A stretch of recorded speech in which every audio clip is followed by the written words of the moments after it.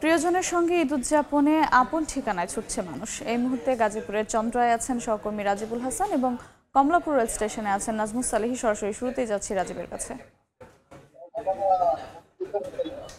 মানুষের ঢল লেগেছে সড়ক মহাসড়কে, যে যেভাবে পাচ্ছে তাদের বাড়ির পথে ছুটছে। আমি রয়েছি ঢাকা টাঙ্গাইল মহাসড়কের চন্দ্রা এলাকায়। এখানে আমরা যেটি দেখতে পাচ্ছি যে এই চন্দ্রা মোড় ঘিরে কিছুটা জটলা তৈরি হয়েছে। কিছুক্ষণ আগেও আমরা পুলিশের যে ড্রোন ক্যামেরা সেখানে দেখেছি 5 থেকে 7 কিলোমিটার এলাকায় যানজট সৃষ্টি হয়েছে।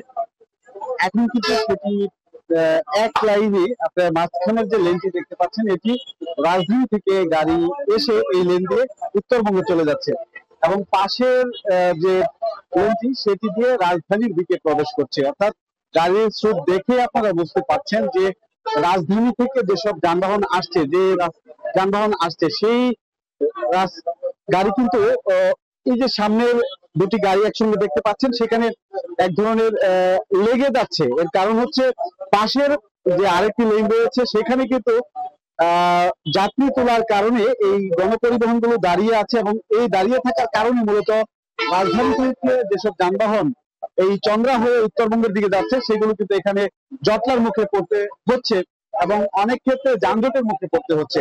এর কারণ এই যে গাড়িগুলো দাঁড়িয়ে আছে এগুলো কিন্তু সামনে টানা যাচ্ছে না, এবং সামনে যদি না টানা যায় তাহলে কিন্তু এই যানজট আরো বাড়তে পারে।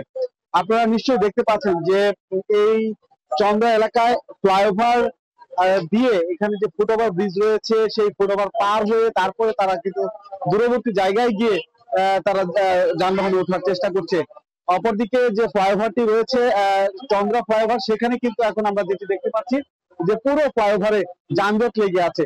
মানুষের ভোগান্তি কিন্তু চরম আকার ধারণ করেছে এবং তারা বলছেন যে বাড়তি ভাড়া সহ নানা ধরনের হয়রানির শিকার হচ্ছে তারা। তো এই ছিল গাজীপুর থেকে আমার কাছে থাকা সড়ক পরিস্থিতি, এখনকার পরিস্থিতি। আমরা যেতে চাই কমলাপুর স্টেশনে, সেখানে রয়েছে আমাদের সহকর্মী নাজমুল সালেহী।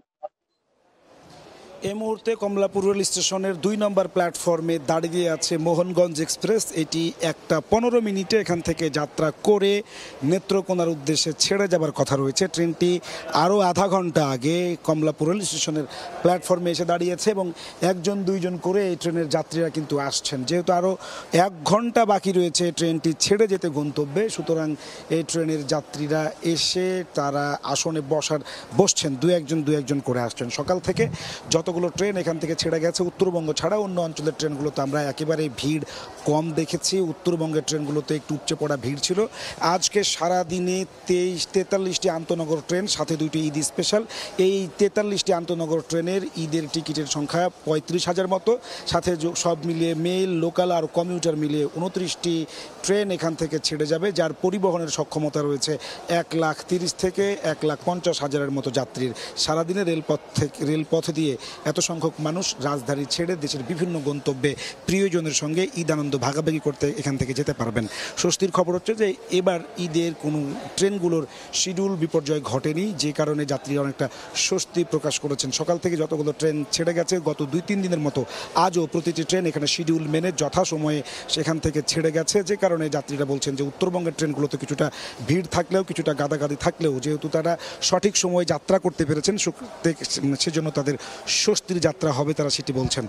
আর গত কয়েকদিনের তুলনায় আজকে রেলপথ মন্ত্রণালয়ের থেকে যে ধরনের শঙ্কা করা হচ্ছিল যে হয়তো আজকে যাত্রী সংখ্যা চাপ অনেকটা হতে পারে, কিন্তু আসলে তুলনামূলকভাবে আজকে কিন্তু যাত্রীর চাপ অনেকটা কম। তবে বিকেলের ট্রেনগুলোতেও, বিশেষত উত্তরবঙ্গের ট্রেনগুলোতে এই যাত্রী চাপ আরও বাড়বে এবং সেটি যাতে নিরাপদ যাত্রা করা যায় এবং সেটিতে ট্যাকেল দেওয়া যায় সেই জন্য রেলের প্রস্তুতি আছে বলেও রেলপথ থেকে আমাদেরকে জানানো হয়েছে। এই ছিল আমার কাছে কমলাপুর রেল স্টেশন থেকে রেলপথে ঈদযাত্রার সর্বশেষ খবর।